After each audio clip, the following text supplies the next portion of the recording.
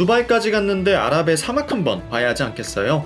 윈도우 배경화면에서나 보던 아름다운 사막 한가운데의 오아시스와 같이 거대한 사막 리조트, 알라딘의 주인공이 된 듯한 이색적인 경험 덕분에 이번 두바이 여행에서 가장 인상 깊었던 호텔, 또또남의 내돈내산 리뷰 지금부터 함께 하시죠.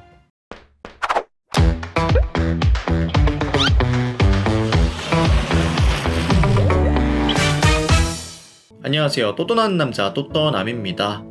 아랍에미리트는 7개의 토우국으로 나누어져 있는데요. 그중 가장 부유한 곳이자 아랍에미리트의 석유 대부분을 생산하는 곳이 바로 아부다비입니다.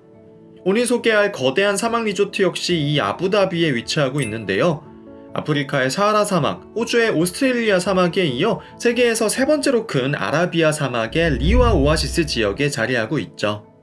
두바이에서 아부다비까지 차로 1시간 반, 아부다비에서 리조트까지 2시간이 넘게 걸리기 때문에 운전만 4시간 가까이 했는데요. 신기하게 리조트에 가까워질수록 모래 색깔이 점점 붉고 고와지더군요. 그렇게 4시간 만에 리조트 입구에 도착하면 투숙객 확인 후 입구를 통과할 수 있는데요. 여기서 또 10분가량 사막을 달려야 진짜 리조트 건물에 도착할 수 있습니다. 마치 해자를 건너 성에 들어가듯 리조트까지 다리를 건너가야 되는데요. 먼 길 고생하셨습니다. 드디어 오늘 소개할 카스라 알 사랍 데저트 리조트 바이 아난타라에 도착했습니다.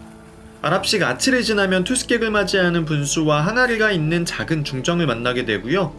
그 안쪽에 호텔 로비가 있습니다. 아랍식 전통 문양이 새겨진 프런트 데스크와 분위기 있는 샹들리에 덕분에 제스민 공주가 사는 성에 들어온 느낌인데요. 두바이에서 화려한 현대식 건물만 보다가 이곳에 오니 진짜 아랍에 온 느낌이죠. 들어가자마자 앞쪽에 프런트 데스크가 있었다면 호텔 메인 로비는 뒤쪽 계단을 내려가며 볼 수 있습니다. 왜 프런트 데스크를 앞쪽에 빼고 로비를 뒤에 뒀는지 이해가 되는 풍경이죠. 아치 모양의 창문 너머 보이는 사막과 로비 중앙의 나무, 가구와 조명들까지 이거야말로 아랍 그 자체가 아닌가 싶었네요. 로비는 바깥쪽에 테라스도 있어 밖에서 노을 관람도 가능한데요. 아쉽게도 구름이 좀 끼는 바람에 깔끔한 노을은 못 봤지만 사막에서 보는 일몰은 정말 특별한 경험이었습니다. 중앙 로비 외에도 양쪽에 로비 라운지 공간이 있어 음료나 주류 이용이 가능한데 네모난 창밖으로 보이는 풍경이 마치 액자를 걸어놓은 것만 같죠. 장소만 사막 한가운데에 있는 것이 아닌 구석구석 소품이나 가구까지 신경을 써서 장소가 가진 장점을 극대화하고 있습니다. 리조트는 3종류의 일반 객실과 2종류의 스위트, 풀빌라 3종류와 별도로 위치한 최고급 로열 파빌리온 풀빌라 10동까지 총 205개의 객실을 가지고 있습니다. 일반 객실은 1층에 위치해 객실 앞 정원과 연결된 디럭스 가든, 상층부에 위치하면서 발코니가 있는 디럭스 발코니, 테라스가 있는 코너 객실인 디럭스 테라스가 있는데요. 객실 자체가 사막을 가운데에 두고 높은 축대를 올려 그 위에 위치하고 있기 때문에 전객실 훌륭한 전망을 가지고 있습니다. 객실까지는 버기를 타고 이동을 하고요. 제가 묵은 객실은 디럭스 발코니 객실이었습니다. 객실 첫인상은 생각보다 방이 작네 였습니다. 생각해보면 45제곱미터 크기이면 이 정도가 딱 맞긴 한데 리조트 규모를 보고 객실 규모를 너무 기대한 게 아닌가 싶네요. 객실 내부도 아랍 느낌을 잘 살린 모습입니다. 바닥의 대리석이나 벽면 천장까지 모두 사막의 색깔로 장식되어 있고요. 특히 침대 주변의 카펫과 벽면 아치에서 아랍한 느낌이 충만하죠. 석가래와 같이 천장을 나무로 덧댄 모습과 화려한 아랍의 샹들리에도 아랍 분위기에 한몫하고 있습니다.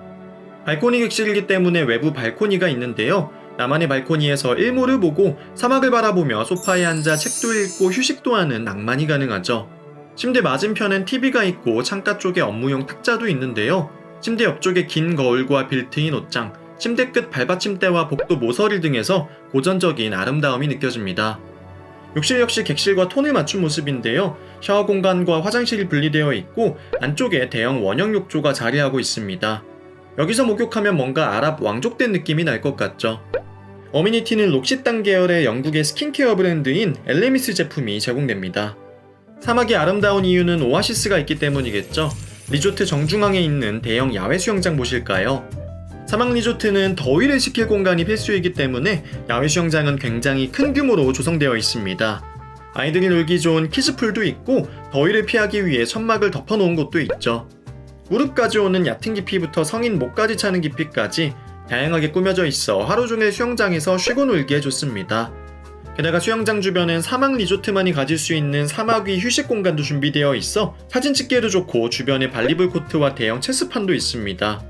사실 이 정도 규모의 야외 수영장은 해외 리조트에 가면 쉽게 볼 수 있지만 사막 한가운데 대형 수영장이 있다는 점, 수영하다 나와 선베드에 누우면 비현실적 풍경이 눈앞에 펼쳐진다는 점에서 카스를 할 사람만의 특별함이 있죠. 피트니스도 굉장히 잘 되어 있는데요. 사막 리조트에 와서조차 건강 관리를 놓지 않는 분들을 위해 넓은 공간에 다양한 테크노짐 기구가 갖추어져 있습니다. 음식 역시 중요하죠. 조식 역시 멋진 사막 전망을 가지고 있는 뷔페 알와하에서 제공됩니다. 깡촌 시골 사막에 있는데 음식이 잘 나올까 걱정이었는데 역시 기우였습니다. 화려한 두바이의 핫한 조식 뷔페보다 오히려 가짓수도 훨씬 많고 맛도 훌륭했고요. 베트남, 인도와 같은 아시아 음식 코너도 있어서 얼큰하게 베트남 쌀국수로 입가심도 했습니다. 뷔페 외에도 계란이나 프렌치 토스트 같은 메뉴는 테이블에서 시켜 먹을 수 있는데 역시 보기에도 좋고 맛도 훌륭했네요. 주변에 편의점도 없고 식당도 없기 때문에 리조트 안에서 모든 끼니를 해결해야 되는데요. 낮에는 바로 운영되고 저녁에 스테이크를 파는 수아일, 지중해식 메뉴에 가디어, 베두인식 아랍 음식을 사막 한가운데에서 경험할 수 있는 알팔라즈 등이 있습니다. 저는 저녁을 수아일에서 먹었는데요. 사막 야경을 보며 먹는 숙성 스테이크가 기가 막혔네요. 카스르 알사랍에 투숙하면서 느낀 점은 여긴 1박은 부족하고 무조건 2박은 해야 한다는 것이었습니다.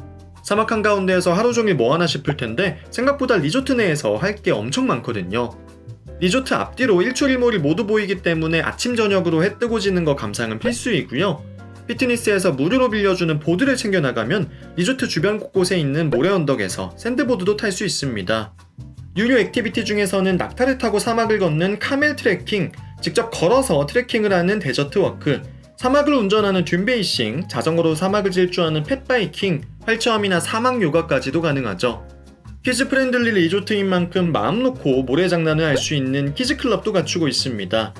커플들을 위한 프라이빗 디너 서비스인 다이닝 바이 디자인도 너무 낭만적이죠. 꼭 뭘 하지 않는다고 해도 곳곳에 포토존을 너무 잘 만들어놔서 산책하며 사진 찍기에도 바쁘고요. 리조트가 워낙 크다 보니 구석구석 돌아다니다 보면 정말 고대 사막 도시를 걷는 느낌도 나죠. 이것저것 액티비티도 하고 휴식도 하고 게다가 오고 가는 시간까지 생각하면 1박보다는 2박이 훨씬 나을 것 같습니다. 하지만 3박 이상은 또 너무 길지 않을까 싶은 게 레스토랑 종류가 너무 제한적이었습니다. 아무래도 조식을 제외하고 하루 2끼를 리조트 안에서 해결해야 되는데 음식 종류도 적고 가격도 비싼 편이죠. 그런 의미에서 딱 2박이 적당하지 않을까 싶네요. 그 외에 단점을 꼽자면 지은 지 10년이 넘은 리조트이다 보니 세월의 흔적이 약간은 느껴지고요. 객실이 조금 답답한 느낌이 있어서 다음에 또 갈 기회가 생긴다면 코너 객실인 테라스 객실로 이용할 것 같습니다.